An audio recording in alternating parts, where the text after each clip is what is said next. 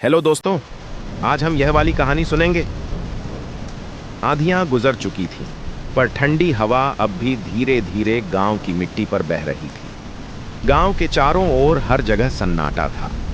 सिर्फ कहीं कहीं बारिश की बूंदें छत पर हल्की हल्की टकरा रही थीं। बारिश का यह संगीत कुछ ऐसा था जैसे धरती अपने अंदर की पुरानी यादों को गुनगुनाने लगी हो। रात गहरी थी, लेकिन उस गहराई में एक अजीब सा सुकून छुपा हुआ था। दूर कहीं पेड़ों की टहनियाँ हवा के साथ हिल रही थीं और मिट्टी की भीगी खुशबू पूरे माहौल को और भी शांत बना रही थी।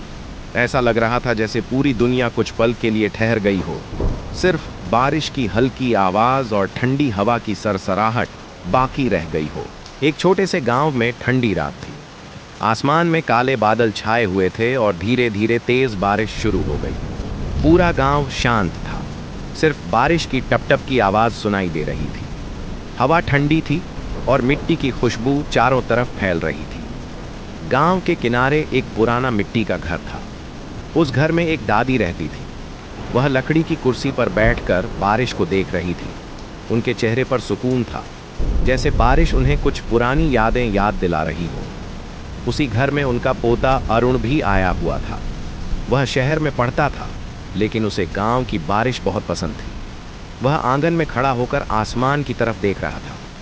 बारिश की ठंडी बूंदें उसके चेहरे पर गिर रही थीं। उसे अच्छा लग रहा था, पर बिजली की चमक से थोड़ा डर भी लग रहा था।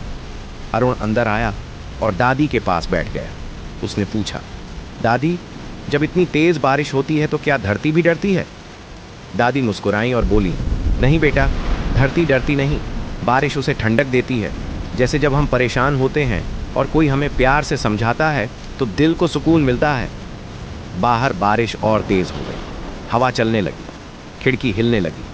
अरुण थोड़ा घबरा गया। दादी ने उसका हाथ पकड़ लिया और बोली, डर मत, हर तूफान थोड़ी देर का होता है, उसके बाद शांति जरूर आती है। कुछ समय बाद बारिश धीरे धीरे कम होने लगी। हवा भी शांत हो गई। आसमान साफ होने लगा। सुबह की हल्की रोशनी फैलने लगी। पेड़ों की पत्तियों पर पानी की बूंदें चमक रही थी।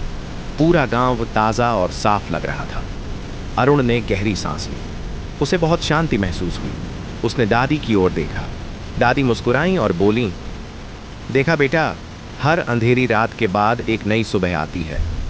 जिंदगी में भी ऐसा ही होता है। अरुण ने सिर हिलाया। अब उसे समझ आ गया था कि मुश्किलें भी बारिश की तरह होती हैं। वे आती हैं, थोड़ा डराती हैं, लेकिन आखिर में सब कुछ साफ और नया कर जाती है।